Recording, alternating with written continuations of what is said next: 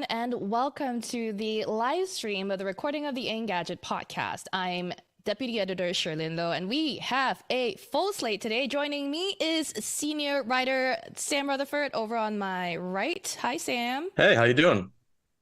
We've got podcast producer Ben Elman over below me here. Hey, Ben. Good morning, everyone.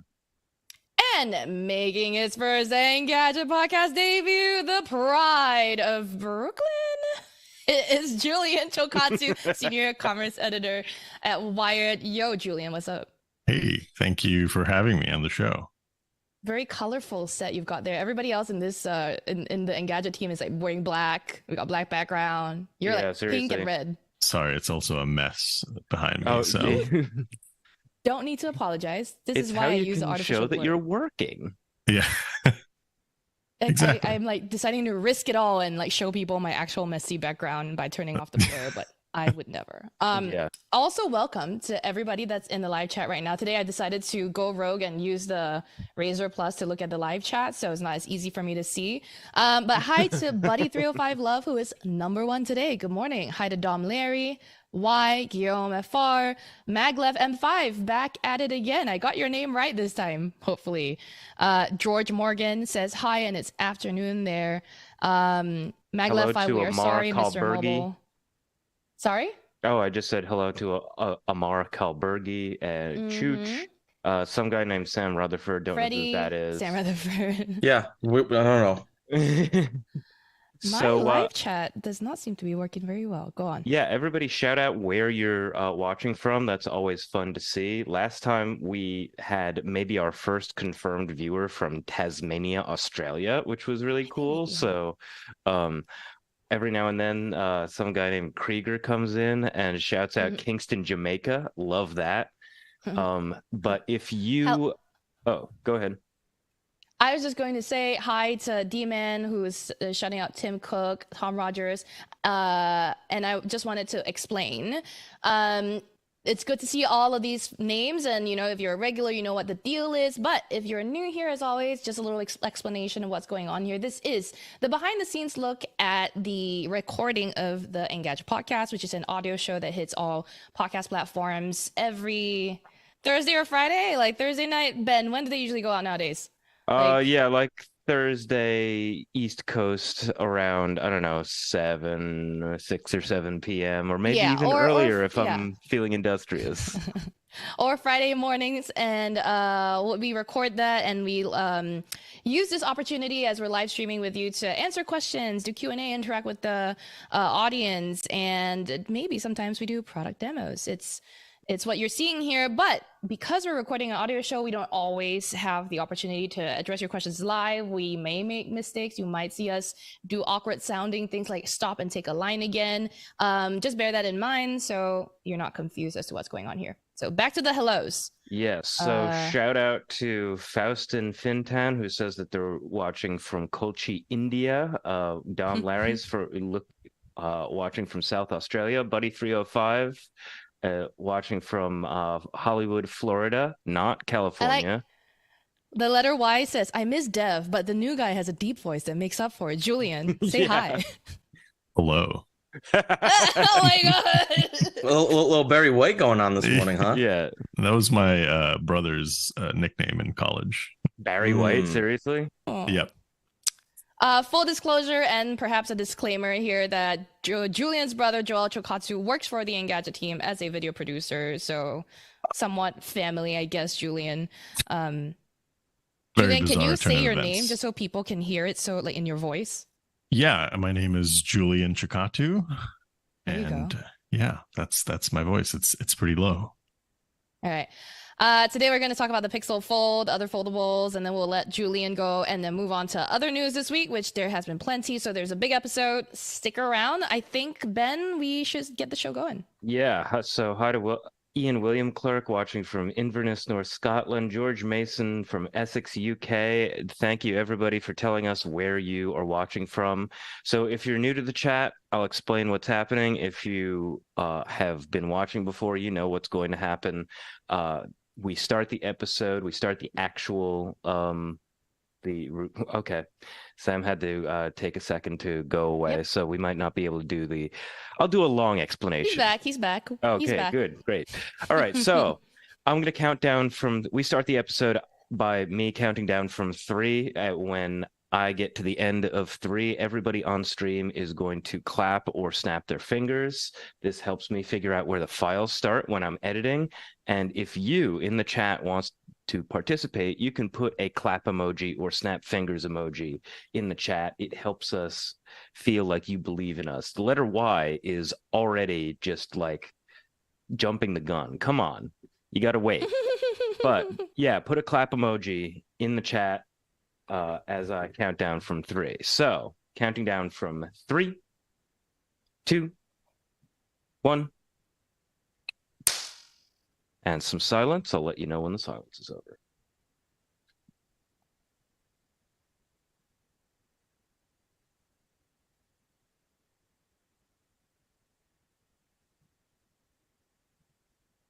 Okay, silence over.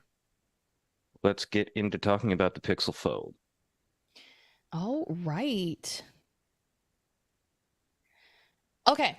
And Julian, I will introduce you after the intro for the podcast for the section about the foldables. And Sam knows the drill. Sam's been here enough. All right. Ready, everybody? I'll be starting 3, 2, 1. Hello, everyone, and welcome to the Engadget Podcast. I'm Deputy Editor Sherlyn Low, and my usual co-host Devindra is still out. So today I have the absolute pleasure of having senior writer Sam Rutherford, who's making a face right now as if he doesn't believe me when I say this. Sam is joining me as guest co-host. Hey, Sam. Hey, how you doing? I heard a little playful joking in there. Okay, I get it. I understand. It's not a joke. I actually appreciate when you're here. Today, of course, always glad to be here. I know. Second episode in a row that we're talking about foldables, and that's, I think, because it is full boy summer, flip boy summer, whatever you call it. And Sam this week published his review of the Pixel Fold on Engadget.com. We also have a special guest to talk about that joining us later in this episode. And then we have plenty of other news, as usual, to dig through. As always, so if you're enjoying the show, please make sure you subscribe on your podcast platform of choice. Leave us a review on iTunes or anywhere else you can leave, I guess, podcast reviews, let people find out about us. And if you have time, Thursday mornings at about 10:30 a.m. Eastern, we do a live stream of the recording of this podcast. It's usually a fun time. We talk to you directly. We answer questions, say hello to our growing and friendly, vibey community of audience members. It's really a good time. Come hang out then. So today, our main topic is the Pixel Fold review, but also the state of foldables. Now that I think we've had an opportunity to review a few non-Samsung foldables here in the US, and joining us, making his Engadget podcast debut. And I'm saying this again, if you've been on the live stream, you've seen me hype this up already, but like stepping into the ring over in the eastern corner, all the way in Brooklyn, Mr. Julian Chokatsu, the senior commerce editor at Wired. Hey, Julian. Hey. Thank you for having me on the show. Dang, I give you such a hype entrance. Yeah, what an intro. I'm sorry. I'm a very low-key, quiet person, so I appreciate it though. It was very good. I know. Full disclosure for everyone that's listening, Julian Chokatsu's brother, Joel Chokatsu, is also an Engadget team member. Joel Chokatsu works for us as a video producer. So just want to disclaim that right there. But we have known Julian for years. Me, Sam, Julian, and former Engadgeter / persona non grata, Chris Velasco, we're a group of friends. We've known each other over the years from the industry. So while Julian may just be making his first appearance on the podcast, he's been there in our hearts the whole time. So, and the benefit of having friends like this is when you review a product like the Pixel Fold, you're all digging into it together. I want to talk about first Sam's review, because of course we start with Engadget's review. Why would we start with Wired's? Sam, tell me what your overall thought about the Pixel Fold is. I mean, in short, I really like the design. I think, I'm gonna do the whole ESPN company man thing. I want you would get the little noise, ESPN noise, da-da-da, da-da, in the background. So I got a chance to interview some of the product managers for the Pixel Fold ahead of the review, and so I was able to get a little bit more of a deeper insight on what went into really making the whole Pixel Fold work and why it's shaped differently than the Galaxy Z Fold. So, if you're interested in that, go check that out on the site. But I think it really comes down to the hinge, the placement, and that aspect ratio of the screen, because it makes such a huge difference. By moving the hinges to like the very edge of the device, they were able to create something that folds completely flat. There is a crease, but it's not really that noticeable. I don't know, Julian, I don't know how you feel. Like, did the crease bother you? No, creases, I feel like, are one of those things very much like the notch, where a lot of people talked about it and most people probably didn't really care that much. Right. It's there. Yeah, totally. Like, who's complaining about the notch on the iPhone like 3 years, 4 years in? Like, no one's saying anything. Right. And I mean, once you're using an app, it just kind of disappears. So, creases haven't really bothered me that much. But it's the shape of the fold that really just sealed the deal for me in terms of usability. And I guess I didn't really understand that until I started using the Fold, because with the Samsung Galaxy Z Fold 4, like, that shape is all I knew in terms of the book-like form factor. And when they shrank it on the Fold, the Pixel Fold, I should say. There's too many folds.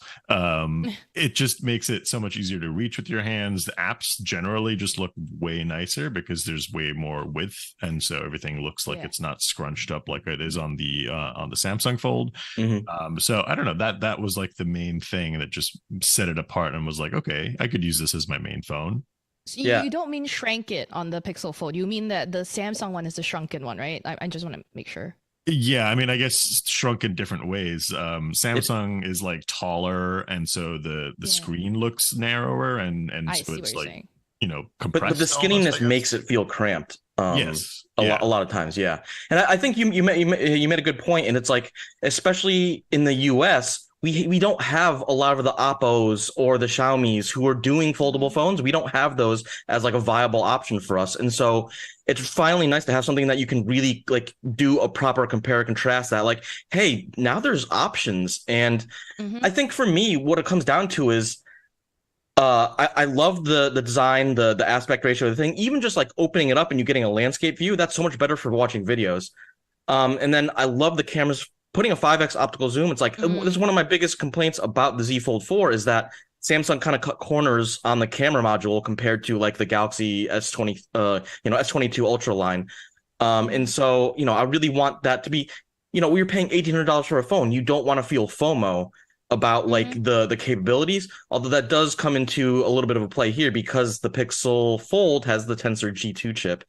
And I think that's one of my biggest questions. I don't get into it too much in the review because, like, there's only so many times you can hammer on a phone for being really expensive.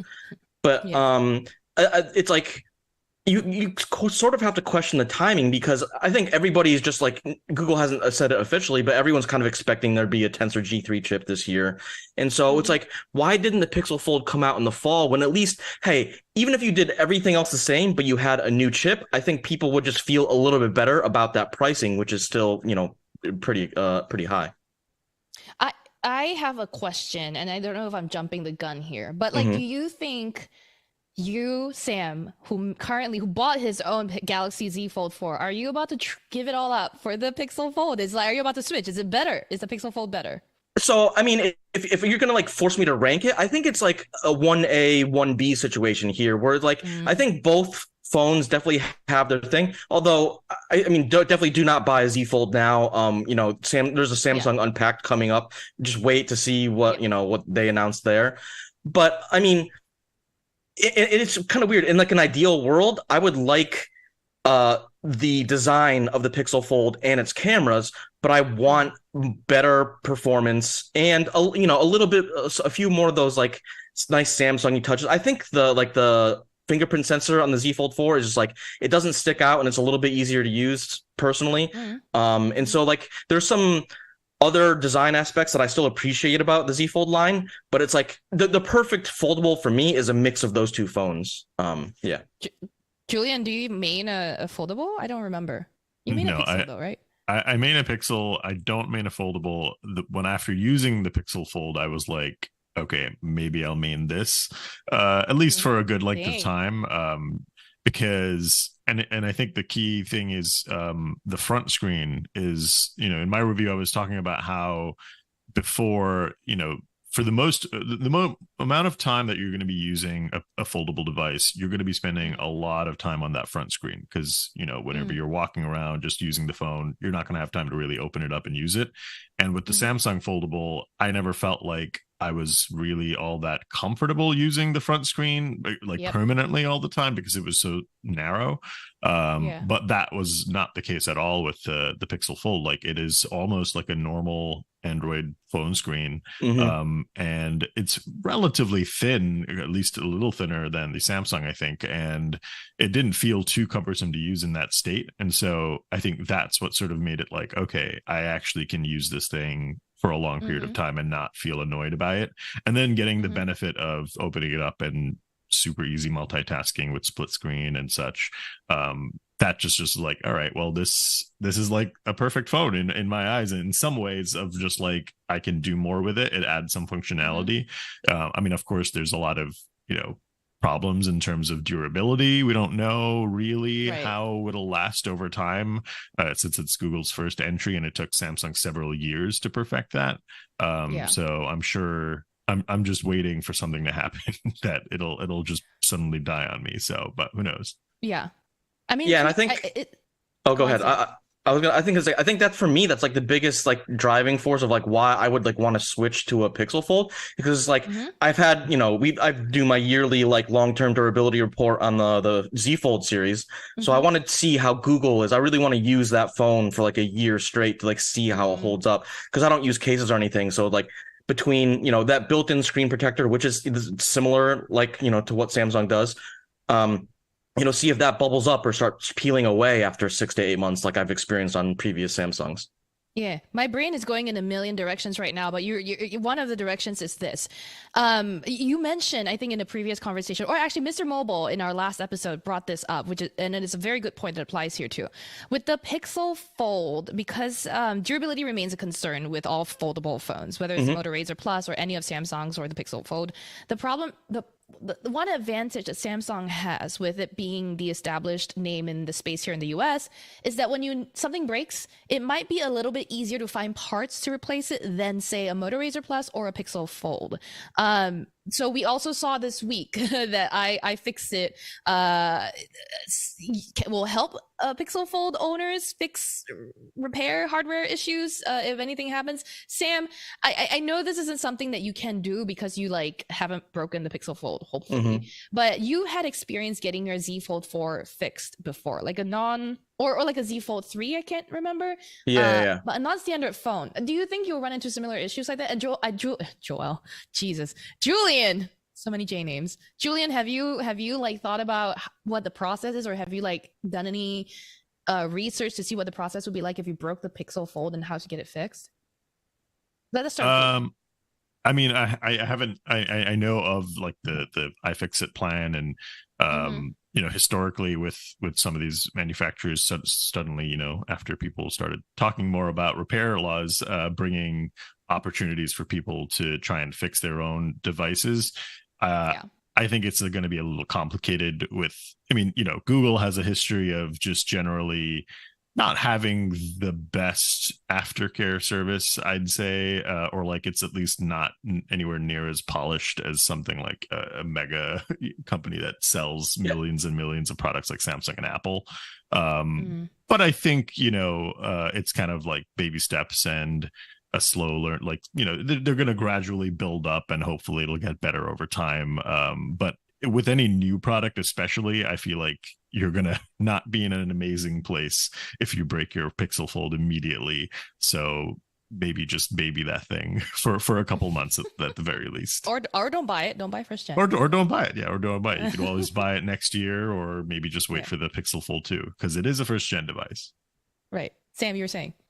Yeah, and it's like interesting because like obviously Google doesn't have the same reach as Apple with like having, Apple has stores everywhere, and there's only 2 Google retail stores, and both of them are in New York City. So it's like, you're not, you have to depend on that partnership with like, iFixit, or, Samsung partners with Break iFix and stuff like that. And so, it's interesting. That's definitely one of the trials and tribulations of like owning a foldable phone. It's like you always have that in the back of the mind. It's like if something goes wrong, it could be a real pain in the ass to fix it. And so yeah, that's definitely unfortunate. Well, so it makes it very clear to me why Google went with the fold format for its debut foldable as opposed to a flip, because these sorts of early issues, to be clear, the iFixit hardware repair program for the Google Pixel Fold is a self-repair program, by the way. You're not like taking it to a store and they're going to do everything for you. It's still like a self-repair thing, part of these sorts of regulations. So anyone that is going to do that is someone with some technical know-how, hopefully, or is comfortable at least confronting that situation.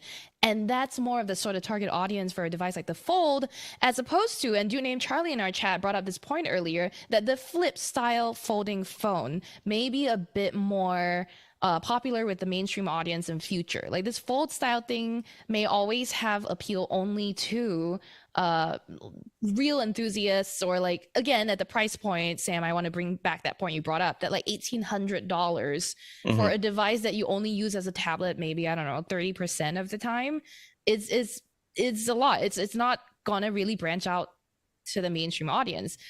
Julian, I think you also reviewed the Moto Razr Plus, correct? Yes. So do you sense a theme here? Because after I looked at like last week's episode and this week's episode, the theme that I'm seeing is that like, hey, larger external displays, man, like that helps, right? And it helps not only in terms of using the phone when it's closed and minimizing that need to open up the phone, but also with battery life. Did you see, like, in general, what was the battery life experience on the Pixel Fold for you, Julian? I mean, it wasn't anything crazy remarkable. It was, sufficient, I'd say. It for my purposes, it lasted the full day and a little bit more usually. Definitely no battery anxiety or anything like that, especially compared to like a flip phone or flip folding phone. I think those typically have much smaller batteries, so they're a little lackluster. But yes. I mean, I've never had issues with battery life, even on something like the Z Fold 4.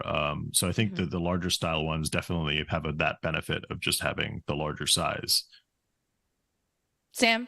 Yeah, and I was going to say, it's interesting because Julian kind of mentioned this before, but like, because the outside screen on the Pixel Fold is so much bigger, I find that I don't open it as much or flip back and forth as I do on the Z Fold, because I can just do a lot more on the outside screen. And I definitely think that helps to preserve a little bit of that battery life. But it's also kind of nice because it really, like, hey, for most stuff, the outside screen is fine, but like you feel like opening the Fold is like more of an occasion on the Pixel. Just because it's like, hey, I'm going to open it because I want to watch a movie and I want a bigger screen, or hey, I want to open it because I want to do multitasking, and then I open it up, I don't have to rotate it because it already has that landscape mode, which is like better for a side-by-side multitasking view anyways. And so it's like, it really plays into that, like, hey, there's some battery savings efficiencies because of that, but it also just, changes the kind of usability and the way you use the phone. And then you're also talking about how Google didn't want to do a flip style phone first, and I think that is also kind of plays into the Google strategy, because we've seen like Android 12L, it's like kind of like those features are trickling onto devices now, and so I don't think it's it's not a big surprise. It's like, hey, the Pixel Fold and the Pixel Tablet came out in the same month, because hey, this is part of Google's push to really support big screen devices more than they have in the past. And so I think this is part of it. And then, who knows if we'll get a Pixel Flip. I'm not opposed to it, but I actually, I'm not sure it's as important for Google as a like device manufacturer to make a flip style foldable. I would really like to see, sorry.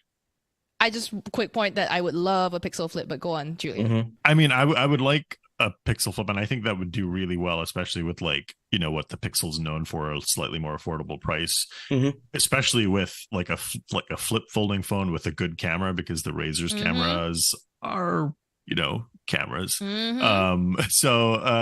I just think that would be very interesting and a surefire win almost. But at the same time, you know, Google is constantly talking about how smartphone consumption in terms of like people sitting and using their phones are increasing.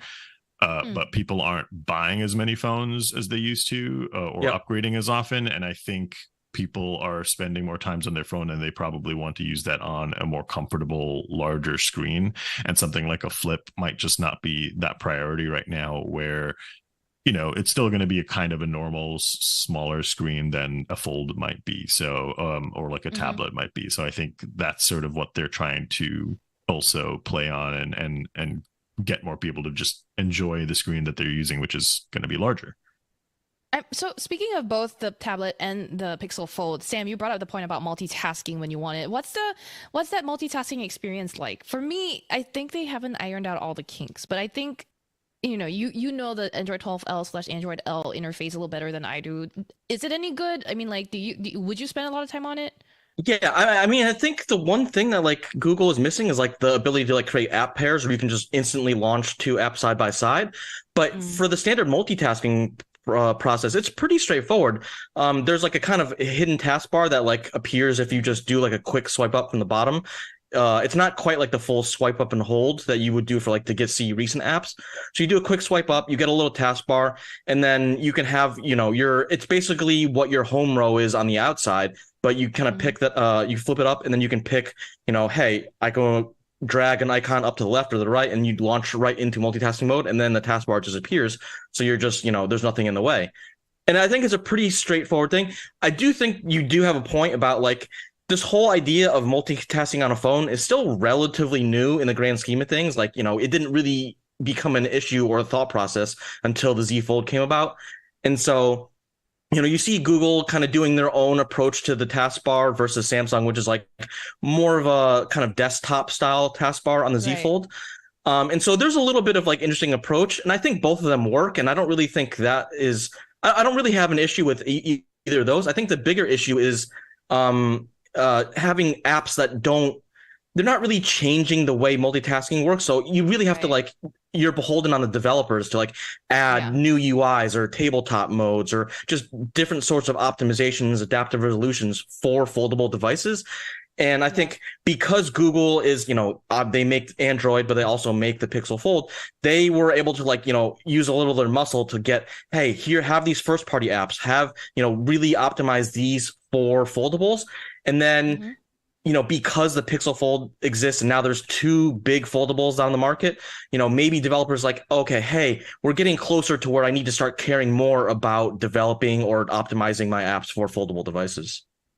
Yeah, and when an app does support that like view, the large screen view, it's amazing. Like yes, it really totally. is like, wow, and you really awesome. appreciate, you know, you appreciate app development more a little bit in terms of like, oh, hey, I'm dragging and dropping something from Google Photos into WhatsApp, and it feels really natural. And you're like, oh man, this is awesome. And then you think, I wish this was how all apps functioned, and then that's not the case.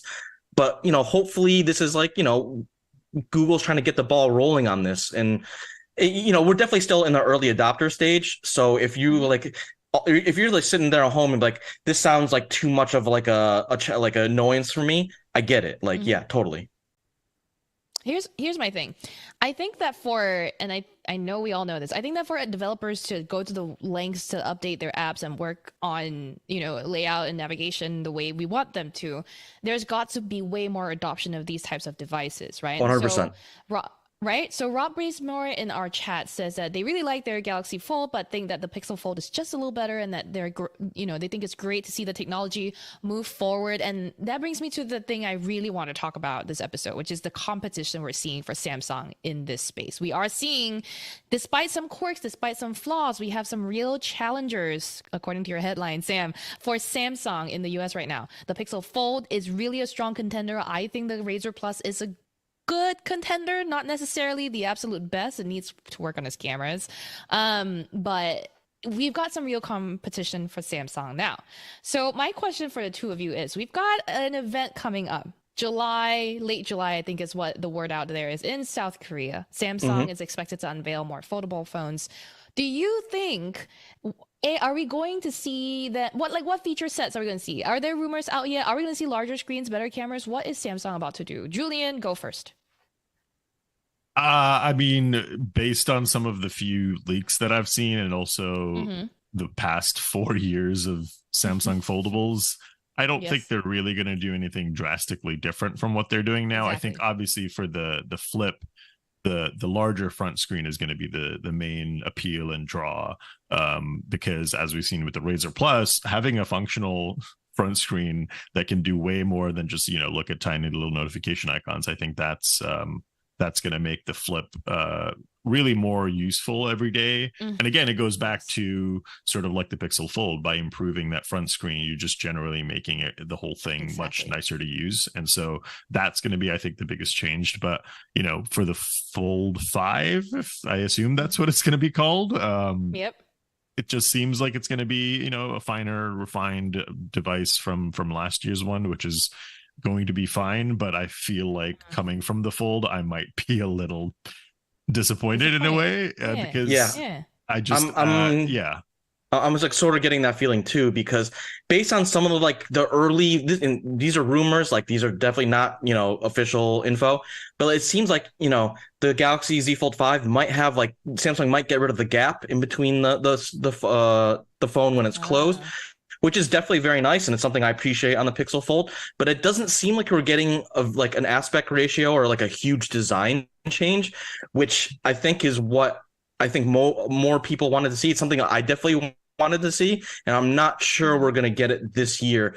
And it makes me think about, like, the development cycles, because from talking to the Pixel Fold product managers, like obviously the Pixel Fold was like a multi-year, like 2, 3, maybe 4 years in development. And obviously, like, some of the early work didn't necessarily make it on the phone, but like you're kind of looking at like the product cycle and the timing for that. And you're just like, how long ahead does Samsung need to plan to change the design of the phone? Did they not even realize that like there was a different solution to this? Or like, did they not want to try it because of the expense of like having to retool and all that stuff like that? And so because Google didn't have any of those like previous conceptions, they were able to do something different. I think that is like what you really want from the competition, because now it's putting more pressure on Samsung to really innovate and do that in the future. That said, like, because the Pixel Fold just came out, I don't think that pressure, we're going to see those changes until maybe next year. I think it sounds like people want that gap to go away. That rumor seems to be some like of a feature that might be a popular one. But other than that, it does sound like the Fold 5 will look very similar to the Fold 4. And Mark Dell in our chat says Fold 4 was already so much like the Fold 3. And I mean, again, it sounds like Samsung is about to coast or maybe rest on its right. They might be squandering their lead, which is like, I think the really disappointing thing is because they've had 4 generations. You feel like they would have a little bit more leeway to like really push it and just like dominate that category, and they haven't really cemented themselves in that way yet. And it's weird.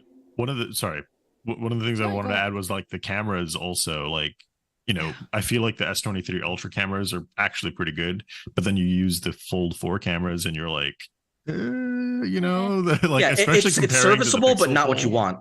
Right. Like comparing all of my photos to the Pixel Fold camera, it was just night and day. And like, it's still fine, but the Pixel Fold is, that's a good camera. And it's weird because normally Samsung is like the company known for hardware. Like they were the one doing like 10x optical zooms and stuff like that. And so you kind of like expect that they, really have an across the board like domination in terms of just like the hardware. And that's not necessarily the case, which is sort of an interesting situation. So in the chat also, our viewers brought up something that I completely forgot, and I think it's funny that we forgot about this. They were like, "What about the Duo, the Surface Duo? Do we think?" No, Chilin, thank you for bringing that up. The Pixel Fold is what I wanted the Surface Duo to be all along. Yeah. I said it like a long time ago before I got a chance to try the phone. Now it's one that this is the phone that Microsoft should have made. Yeah, but they went with that like dual screen format as opposed to one big flexible folding screen, and they had that hinge in there that they just didn't know how to work around. Do we think that format's dead, gone? The dual screen with a hinge in the middle format? Both of you? I Go ahead, completely Julian. forgot that the Duo existed. I mean, never say never. I'm sure. I mean, I don't mind it existing if they decide to bring another version. I think, that type of different types of styles and designs is always going to be appreciated, whether, they can make it compete on the same level with something like the Fold or Samsung's phones. That I think is a different question, because at this point in time, it seems like even Microsoft is maybe slightly given up on that design. And so I don't know what the utility there is for Microsoft, but I don't know. I mean, I wouldn't be opposed to seeing something new if they can swing it in certain ways. But if Microsoft makes a new Surface Duo, they just should put a foldable screen on it, because a lot of the things that they were trying to do is like what the Pixel Fold actually does, and it's like, okay, this is where we're going here. And it's like, but if you look at like some of the original design on the Surface Duo, it's like super thin, folds completely flat. What else does that sound like? And it's like, I'm not gonna say like, never say never, but I think the dual screenness of the Surface Duo is sort of like an unfortunate, just like a concept that didn't bear out. Like, it's like the VHS or beta debate. Like VHS eventually won out, and it's like I think the dual screen phone maybe is just like something that, like, because flexible displays exist, is not something we really need. I think here's the thing that the dual screen format might have been able to do better. And by the way, shout out to KP for being the one that brought up the Surface Duo in the chat. Because it's dual screen, it didn't need an outside screen. Because I was there like, hey, wait, they don't have an outside screen. The reason they don't have an outside screen is you can flip it all the way around and leave it in that state, and have a so-called outside screen. Just flexible displays can't do that. Although, if you remember the Surface Duo 2, the big problem was that because the Surface Duo had an awful camera, the bump. They put a huge camera module on the Surface Duo 2. So if you tried to bend it all the way around to make it wouldn't fold flat completely. So it's like they ruined the whole, like, one of the best design premises of the original Surface Duo on the 2. And it's just like, you like went full circle, but too far the other direction. Yeah. That bump just really like got in the whole way of the Surface Duo 2, which was unfortunate. But finally, I wanted to also the talk of the developers creating apps and whether this is the format that will take off got me thinking as well. Do y'all think there is a future where, regardless of whether it's the flip style or the fold style, everyone uses a foldable phone as opposed to the candy bar? Is there a future like that? No, Sam's vigorously shaking his head.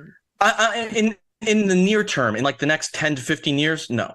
There's no need for it, in the same way that, like, not everyone uses dual screen monitors at home, right? Like, I love it. I mean, I'm pretty sure Julian has dual monitors. And so, like, a lot of, like, if you're really like invested in having like a nice desk or like a desktop setup, then that's something you do. But, like, is it required? Absolutely not. It's really for the people who want like the fancy power user device. And it's that like upgrade option for if you think you want to do that. That's fold, right? Yeah, for foldables. Yeah, I think the traditional like glass candy bar will be around for a long time. My dream would be if they could bring the current flagships down to like $500 and then replace the high-end flagships that are $1,000 right now with all the folds and flips. And I love your optimism. Yeah, I know. That's never going to happen. What do we think the mix will be in the future? Do we think that foldables like the flip or the fold are doomed to be niche or more like no? We think it'll come out to like I think flip style foldables will continue to grow. I think maybe, like, I'm just throwing out some ballpark numbers, but like maybe you have 20% of the population has like a foldable like the Pixel Fold or the Z Fold. Yeah. And then to me, the flip style foldables, those get classified in with like your traditional glass candy bars. It's just a different version of that. Yeah. Because it doesn't do anything differently. It's just, they're cuter, they're more stylish, they're more compact.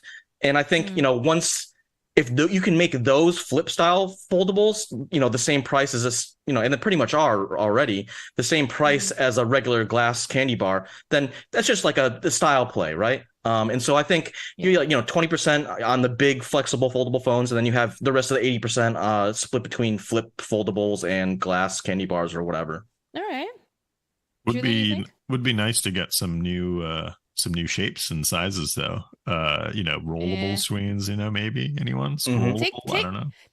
Take me back to the Nokia, the wild west of Nokia phones that were shaped like all kinds of weird things. The circle phones, the lipstick shaped phones, the ones that look like, I don't know, Jenga blocks. I mean, that's like the nice thing about folding phones is that you can have almost whatever you want, like whatever the company wants to make, they have that opportunity. And so I think this is why it's kind of an exciting time, because there are potentially companies making weird shapes that are, about to come on the market in the next 2 to 3 years. And obviously durability will always be a concern there, but sure. It's like going back in time to the time where we had weird shapes and sizes and different types of phones that you could recognize immediately, instead of just like a standard rectangle.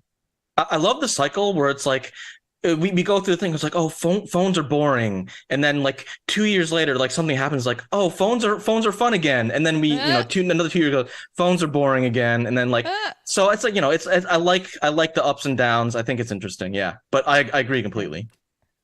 And that's why we do what we do. Julian, I just wanted you to know that Buddy305 Love in the chat says Julian for president because of your ideas of bringing prices down. So. Congratulations. I think I know my talking points. Your talking points. That makes you a good politician. So president, there you go. I think we talked a lot. We won't know really what else to expect from Samsung until the event itself, Galaxy Unpacked. Late July, I think is currently the date that they have shared. So definitely come back to Engadget, or I guess you can casually skim wired.com for coverage of Samsung's next event. Julian, thank you as always for joining us. It was a pleasure. Thank you very much for having me. Yeah, thank you. This was fun. All right, so I think we can cut there for audio. We have some time to chat with the audience. Ben, you think? Yeah, I have a bunch of questions banked. Julian, do you think you can stick around for 5 or so minutes? Yeah, sure. Okay, so we've got probably the first question of the whole Pixel Fold segment. The letter Y asks, can y'all talk about the battery life for the Pixel Fold? Marquez said that it was about 4 hours, which is kind of a deal breaker in it. And Rob Bosmore says that they have the Fold and they haven't had any issues with the battery. Yeah, I was gonna say, I don't know where Marquez. Are you talking about MKBHD? I can only imagine that's who. Yeah, I mean, I don't know where he's getting that 4 hours time. I have never experienced anything that low. Wait, does he mean screen on time? Even if he means screen on time, I was getting way more than that. Yeah, is that like video watch time or something? That's still pretty low for video watch. It could be like active gaming with the large internal screen for 4 hours straight. Like that, I mean, would believe. I had 4 hour screen on time with like 38 to 40% remaining. So that's like another 2 to 3 hours, I would say, you could get out of it as well. So, I mean, I never, I used it. There was one day where I used it like the entire day and I still ended up with like 15% by 3 a.m. So I think it's fine. Short answer is no, that was not the battery life we experienced. Why? Yes. And then dude named Charlie said in reference to Julian saying, like, totally forgot the Surface Duo existed. Summer 2024. I totally forgot the Pixel Fold existed. Possible. Not sure. Like, time will tell. Well, the thing we'll is, be talking about, Microsoft doesn't really make phones. So when they make it and then they disappear, it's very easy to just forget. But Google's continually making phones every year. So it's, probably not going to forget it. But, it could be a flop. Who knows? Then we've got Alan Miller, who said that I think Sherlyn mixed up my humps with the Thong Song. Because I think you were talking about humps, and then you the bump. Yes, that is the Thong Song. That's two different things. I mixed up. No, I didn't mix it up. I did it deliberately, knowing that the song is a thong song, but I replaced thong with bump because it's that. And also, the Thong Song is just like so much better than that one Fergie song. Like it just has a better melody. I almost tried to rhyme it and said something else that's definitely not a. Yeah, no, let's just skate right past that. The letter Y says $1,800 is brutal in the Josh Brolin voice from Dune. So I tried to do an impression of it. They say I usually buy a phone and think to myself, this must hold for at least 4 years, which is, I think, generally what the Engadget crew say to people. Like, yeah, you can make your phone last as long as possible. I have a iPhone SE 2020 that is about to be on its 3rd year, and I'm thinking, yeah, this is at least good for another year. Yeah, I mean, back in the day when like people were upgrading like every year, every 2 years, that was like partially a product of carriers doing like subsidies. And so they would like, they would give you money to like buy a new phone every 2 years, like on the house. Obviously wouldn't pay for like the most expensive flagships like completely, but because that system doesn't really exist anymore, and then phones are just better, more durable, like 3 years, 4 years, absolutely perfectly fine. That's consumerism, capitalism at its best, and very wasteful if you think about it. So, shout out, by the way, to Timmy T in the chat who says, any phone that I review is a must buy because you'll be getting my selfies built in. I'm sorry. I promise you, every now and then I have to hand phones off back to Sam, and I'm like, shit, let me delete all the selfies before I give it back to you. You never do, though. Every phone. Is that the first thing you do, Sam, when you get a phone from Sherlyn? You go to the camera roll and you.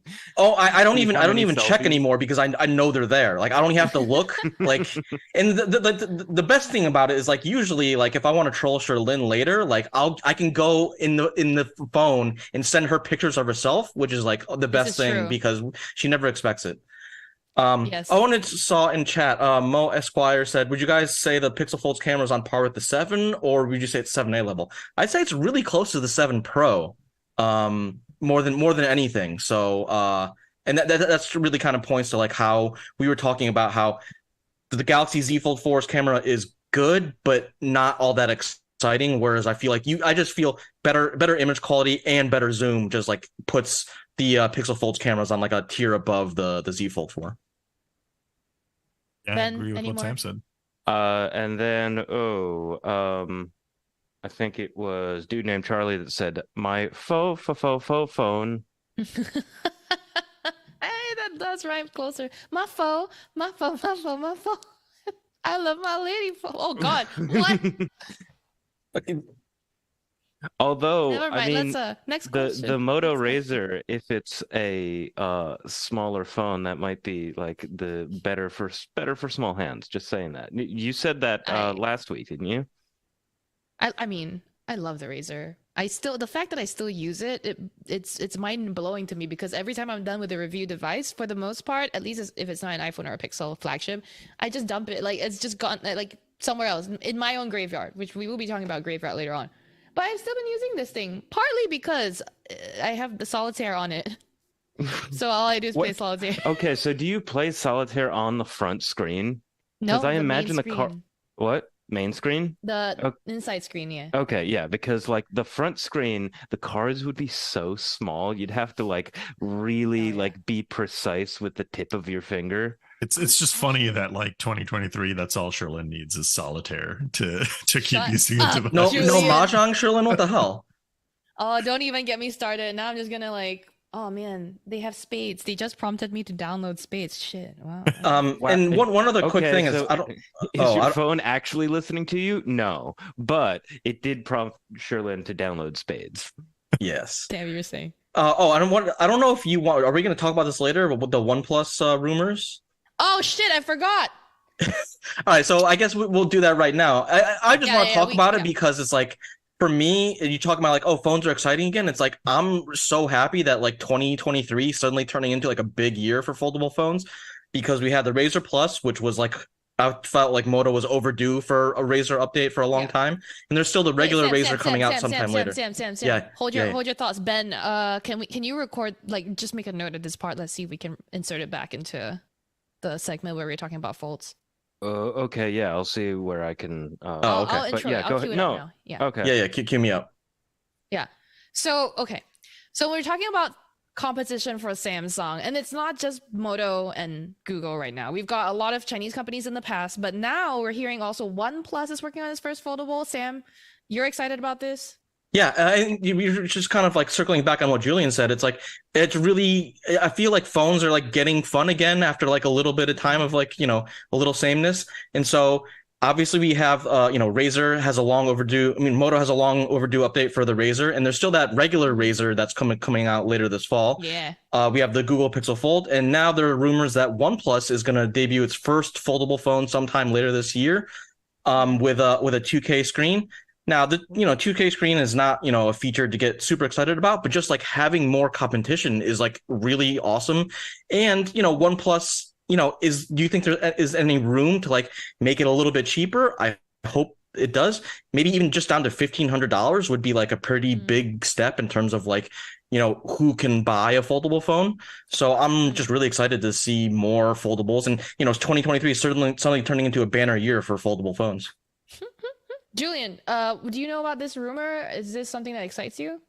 Yeah, I saw the leak. It looks pretty good. It kind of similar to the Fold 4 in some ways. I think my thing is that like, we complain about phones being the same, and then when the foldables come out, foldables start looking the same. Like, this is an area of opportunity where you can really do what you want and introduce new styles and concepts and shapes and sizes. And I feel like the worry is, people are just going to copy what other people are doing and stick with something. Like, the reason why I think the Pixel Fold kind of works differently is because it does introduce a new size and shape that makes it more genuinely easier to use. But if this looks like almost two phones, the OnePlus looks almost like two phones stuck together.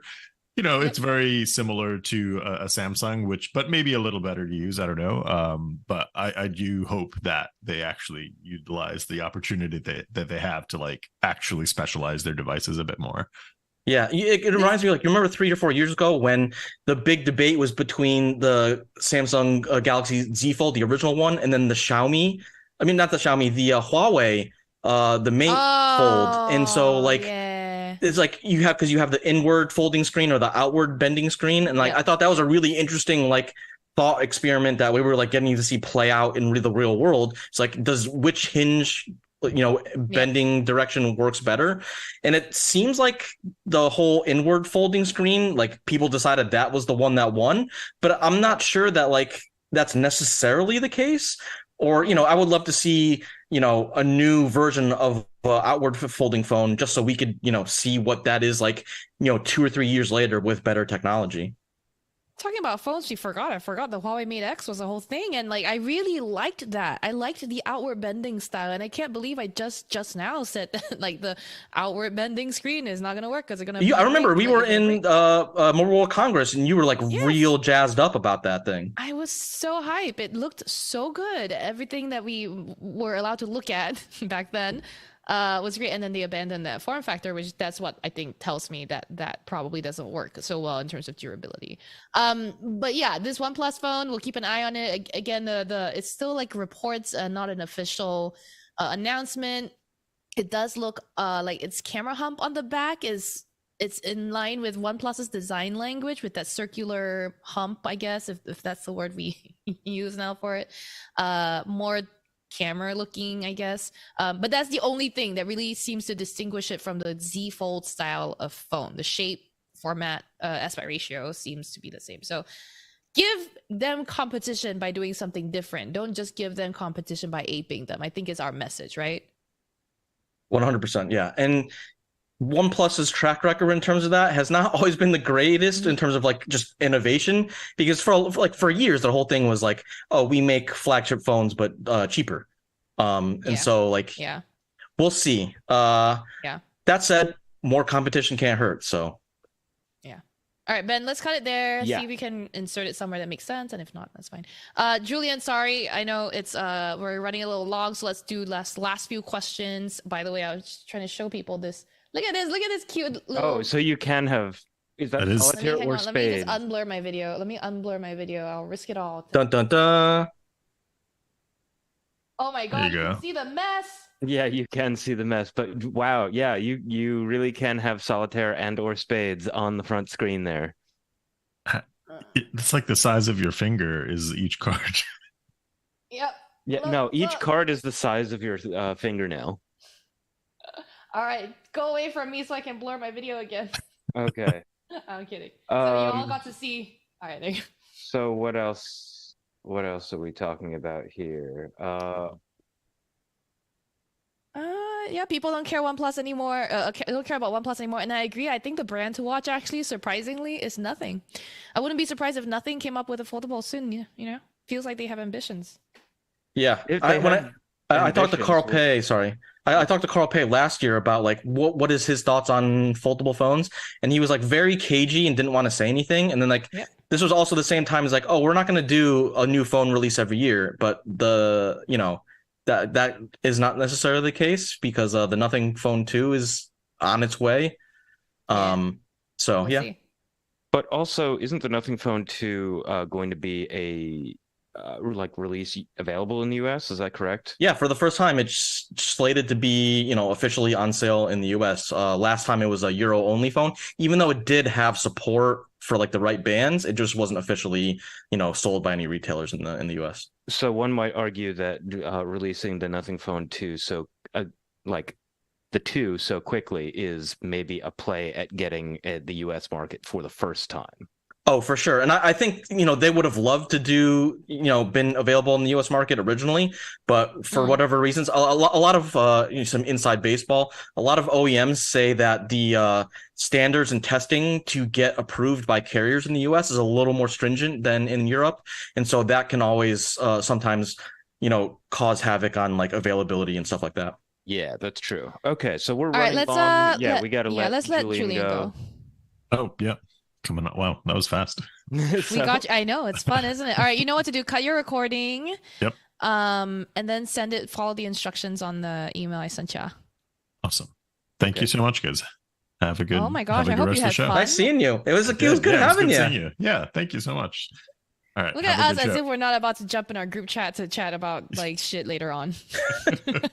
Bye. Bye. Okay, so before we get into other news, just want to say hi to ZB Vlogging that says hi. So Hi, everybody. ZB Vlogging says OnePlus is a pain at times. I mean, they were other people were talking, like dude named Charlie said to the letter Y, OnePlus is dead, at least here in the States. They are goal lost. Their phones make no sense anymore. What else do we have? I don't want to toot my horn too much, but I kind of gosh, called there's her. Two Sams. Oh, hello. Dang. We missed it. Sorry. Okay. Okay. I was We got excited. I was gonna say I don't want to toot my horn too much, but I sort of called this in a op-ed that I wrote like last year in terms of like the whole Oppo-fication of OnePlus has kind of taken away a lot of what the people really liked about old OnePlus. And so it's a different company now, and it doesn't feel like they have the same sort of goals. They had all their employees basically ditched them and went to Nothing. Let's be honest. If you look at everyone works for Nothing now came from OnePlus, right? And so like if that doesn't tell you anything, I don't know what else will. Anyway, let's move on to the rest of the show. I got to bounce actually at 12. So, whoops. Okay. We ready, everybody? Yeah. So I'll also be cutting a couple of things from other news since you said that we agreed on that stuff. Okay. So go when you're ready. Cool. So somewhat related to our talk about the Pixel Fold, this week in other news, we heard that Google is no longer building its own augmented reality glasses. Remember Project, I guess, Iris? Remember the glasses that would translate like what people were saying? That thing, apparently Google's no longer working on it. And it's chosen to focus on AR software instead, which I am extremely bummed about. I guess chalk one up for the Google graveyard, right, Sam? Yeah, I mean, it's sad just because it's like, I think everyone can see where this whole MR transition is going.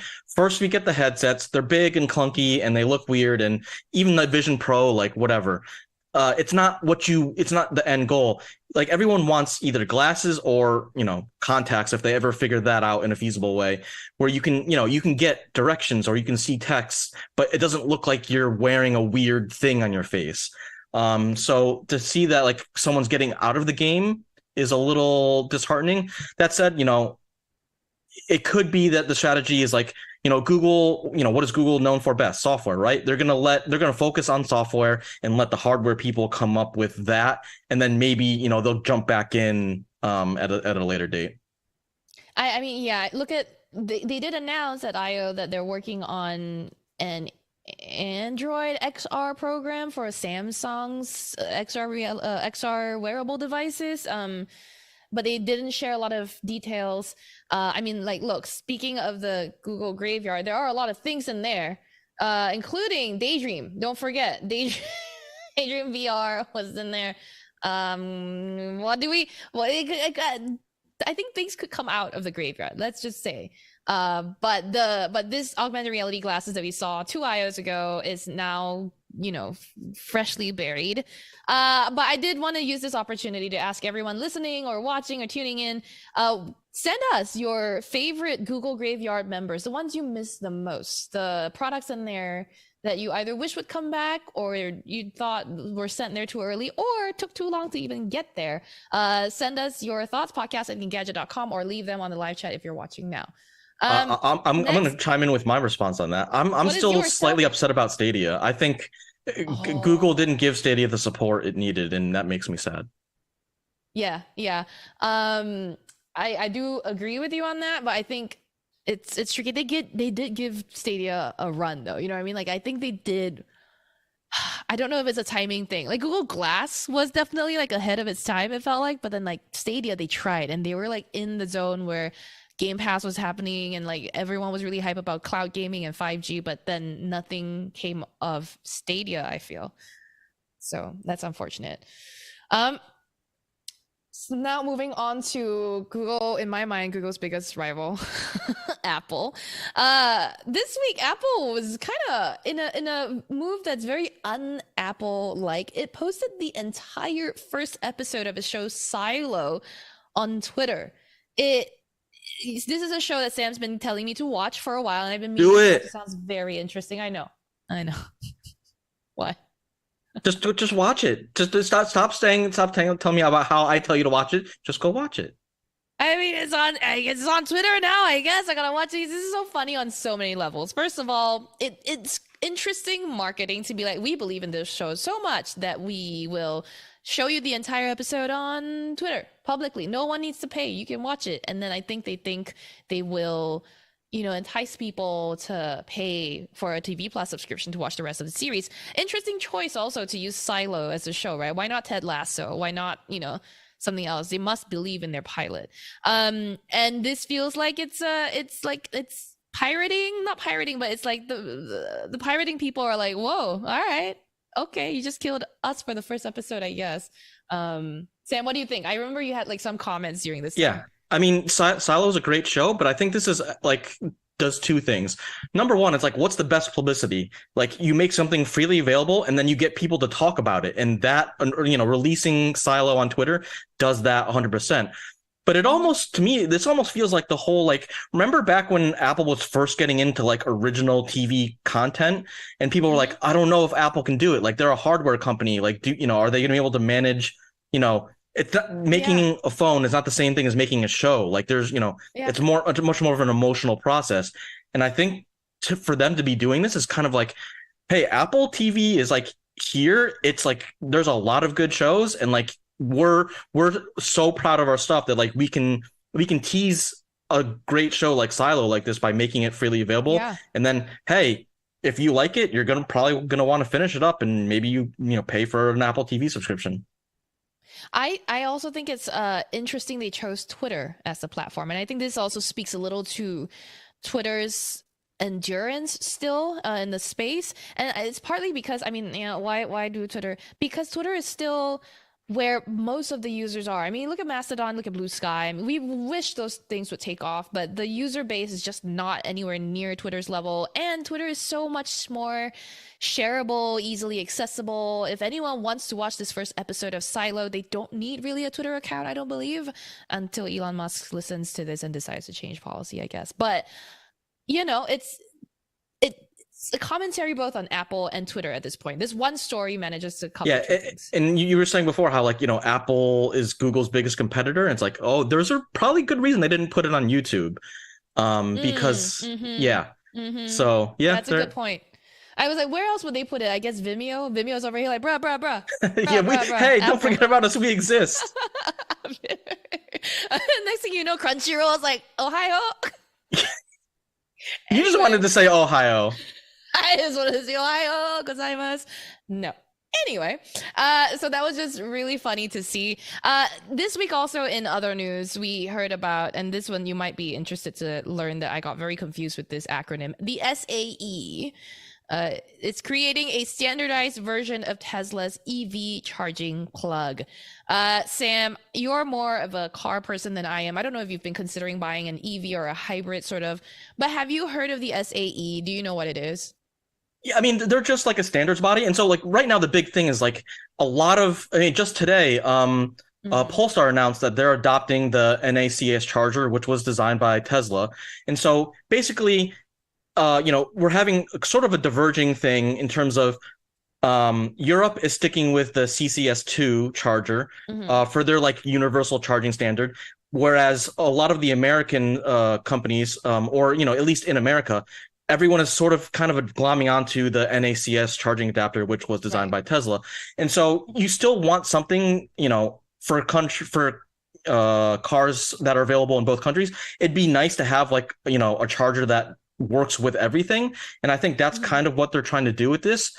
But, you know, it only exists because, you know, we're sort of having that diverging choice of standards, charging standards when it comes to, like, Europe versus North America.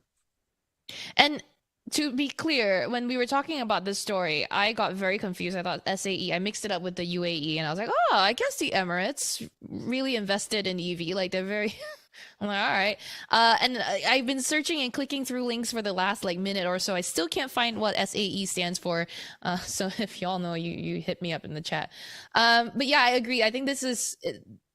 The EV industry has the potential to kind of go the way the smart home industry did, although with vehicles is a little different from, like, appliances where there's just so many different types of gadgets you could have in your home. So the fragmentation is not going to be as bad, but I think you're right. Like, standardization in different countries is going to help with EV adoption and yeah. In general, this is like just a really good step in terms of making EVs less complicated and more approachable, because, you know, right now you have to, like, worry about, like, you know, if, like, especially in North America, the Tesla supercharging network is by far the biggest, you know, EV charging network around.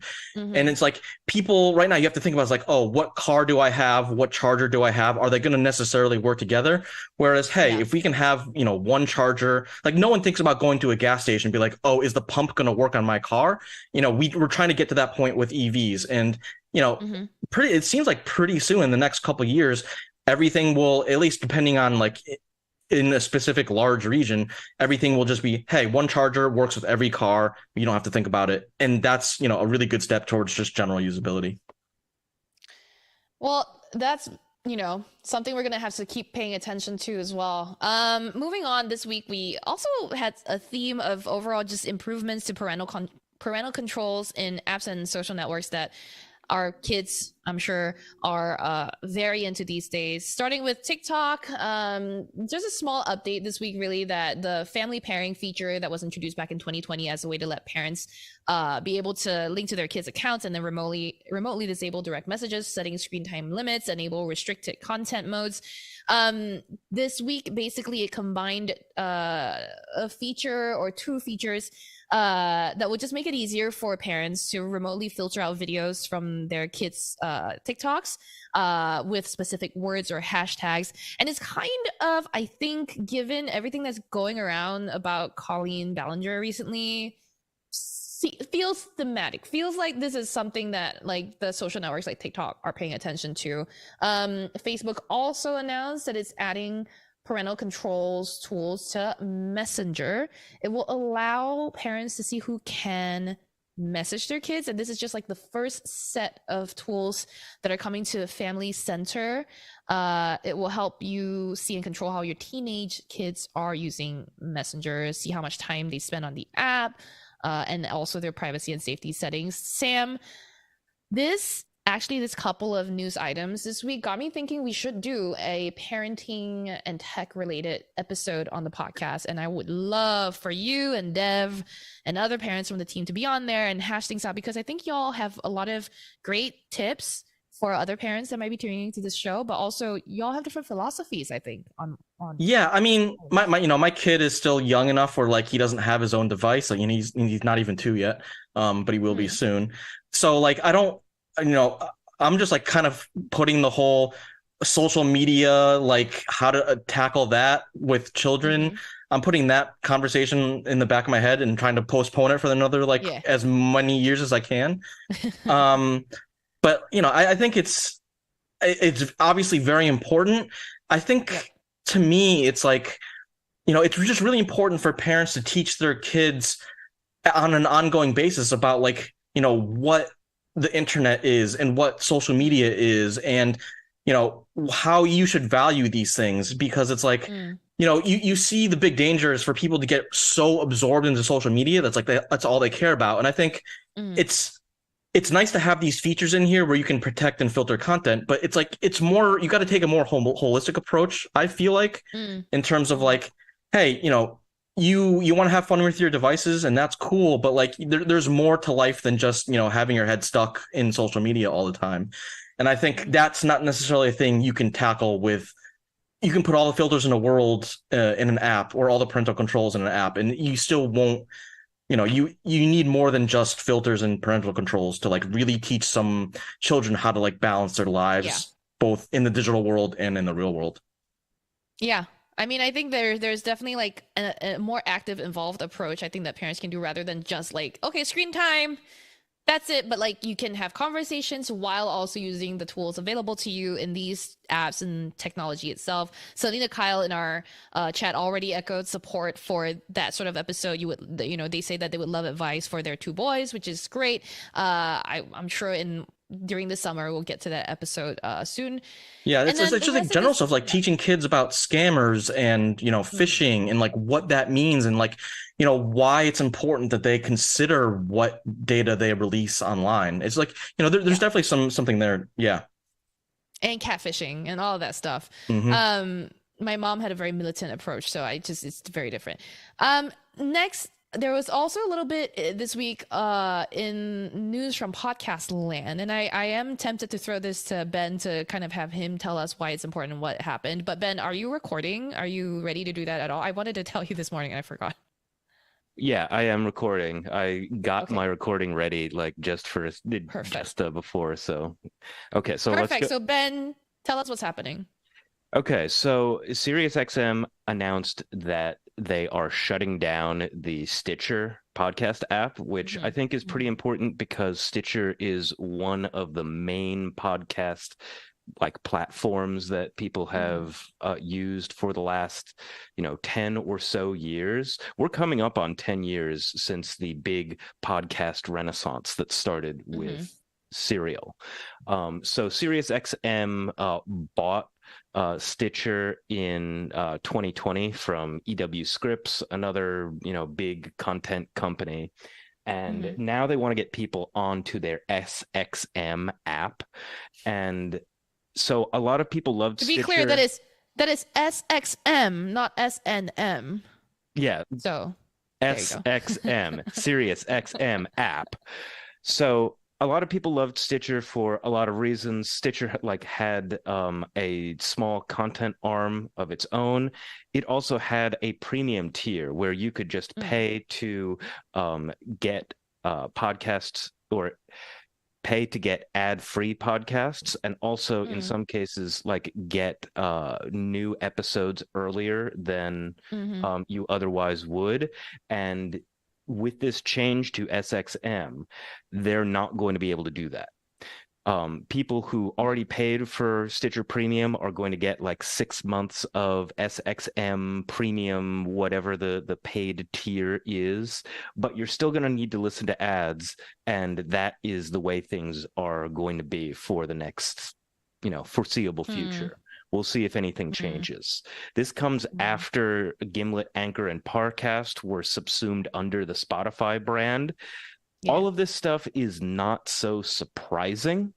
After Sirius bought Stitcher, you could only imagine that eventually they were just going to become one thing. It was only a matter of time before Spotify really started bringing the businesses they bought closer to their brand. But it just feels like a significant sea change in the podcast landscape. People would always say, oh, it's the wild west of podcasting. Seems like there's a lot of consolidation happening now.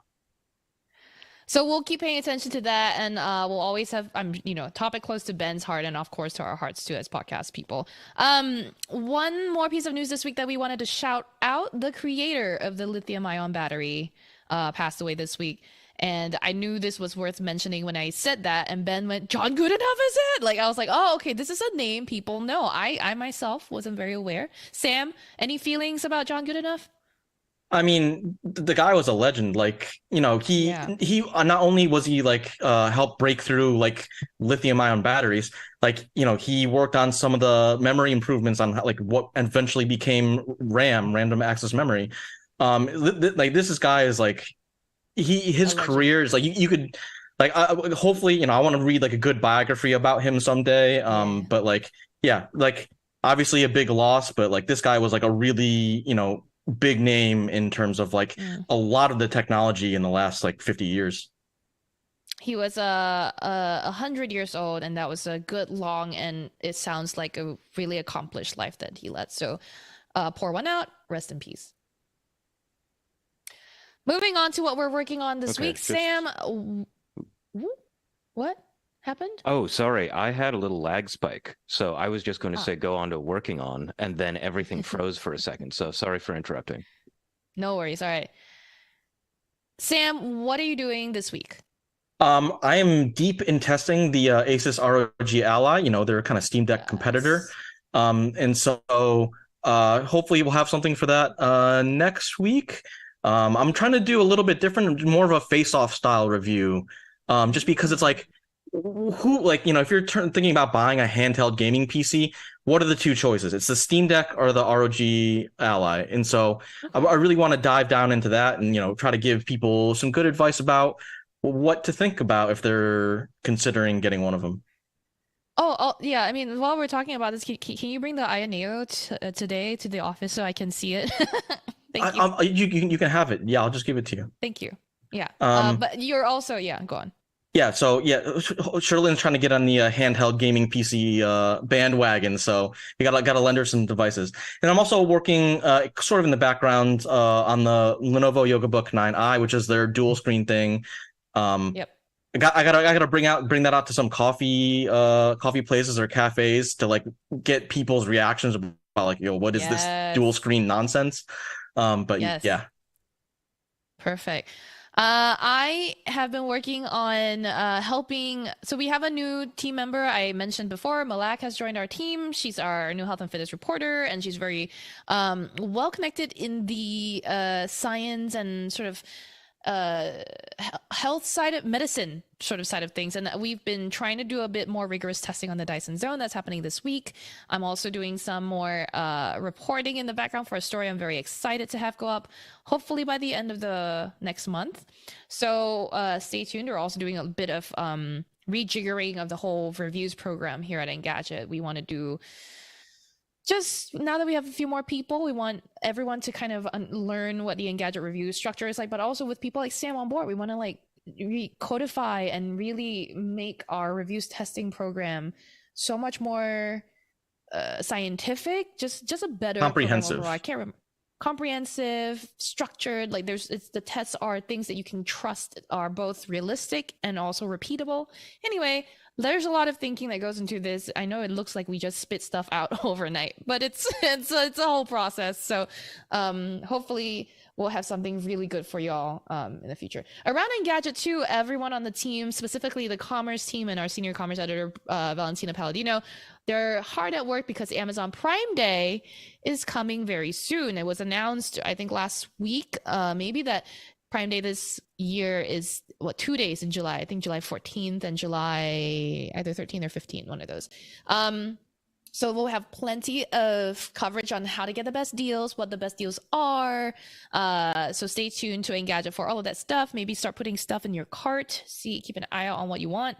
Time to get some good deals. Sam, I see you are asking me what my pick might be this week for pop culture recommendations. Okay, so as always, I wait till the last minute to do this because I don't sit around enjoying myself. I sit around playing Solitaire on the phone. And already last week I said, let's play Solitaire, everybody. I can't do that again. This week though, I think I might have recommended this on this podcast before, but I've been re-listening to a lot of Jay Cho music lately, and then going through some of his old discography and just remembering what bangers his entire early first 3 albums were.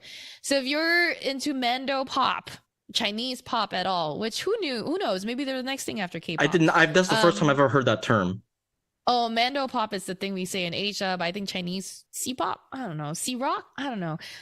It's nice. Jay Cho, again, when he came on the industry, he really blew a lot of people away. He just crossed genres like it was nobody's business. He infused traditional modern music with traditional instrumentation. It was just so good. So if you speak Chinese at all, if you just want to hear how it's pronounced, his albums like Fantasy was his first one. Ye Hui Mei was a tribute to his mom. It's I think his second or third one. His first 3 albums were just incredible. I'm getting such a kick. And then of course, those of you who don't want to listen to Mandarin or Chinese music, I have a recommendation for you too. It is, and let me find it. Where did I put it? Slack? Oh no, Telegram. Oh, okay. Sorry. The other thing I do with my time now, instead of play Solitaire, is the New York Times crossword app. I play Wordle, I play Spelling Bee, I play even Tiles and the traditional crossword. This week, actually, literally yesterday, I found out that the New York Times has added a new game to the app. It's called Letterboxd. It's a lot of fun. It is, as always, a word game, a puzzle-based word game, and or a word-based puzzle game. It's basically a square where there's letters on each side, and you have to form words by using letters of the letters can't be from the same side, so you have to jump to a different side each time. Really intriguing. Very cool. And then you had to clear all the letters and make sure you cover all sides within 5 moves. Very fun game. If you have the New York Times app, go check it out. Sam, what about you? What should I do other than well, I actually definitely want to play. So one of my secret long-term projects is I want to do a 365-day streak in Wordle. And so I'm at 145 days right now. My last record was 180 days, and then I went on vacation and the time change screwed me up. So I'm trying to do that. So I'm I love Spelling Bees in the New York Times app, so I'll have to try that out. But I want to watch more Marvel Secret Invasion. I think obviously a lot of comic book fans this is on their radar. I'm not spilling any hot news to anybody. And I'm enjoying it more than I thought I would because I hate the evil clone trope in comic books. It's one of my least favorite tropes. But I think they're making it work in this. The second episode, they kind of flesh it out in a way that I appreciate. And they have some back and forth between Nick Fury and Rhodey in terms of how they see their role in the in protecting the world and all that, which I thought was really interesting. Well, I can't wait to watch that. I saw a little bit of it, and I'm glad to hear that you enjoyed it, despite the evil clone trope. But yeah, I think that's about it for this week, right, Ben? All right. That is correct. I always catch Ben when he's on mute, and then he has to oh, shit. Yeah. Okay. I'm also giving people advice on podcast apps right now in the chat. Gotcha. All right, I'm going to record the outro, but we will be back for a final live chat with y'all on the YouTube. Okay. Well, that's it for the episode this week, everyone. Thank you as always for listening. Our theme music is by game composer Dale North. Our outro music is by our very own Terrence O'Brien. The podcast is produced by Ben Ellman. You can find Sam online at Sam Rutherford on Twitter. If you want to send me fun word games that I can play for free on the internet, I'm at Sherlyn Lowe still on Twitter.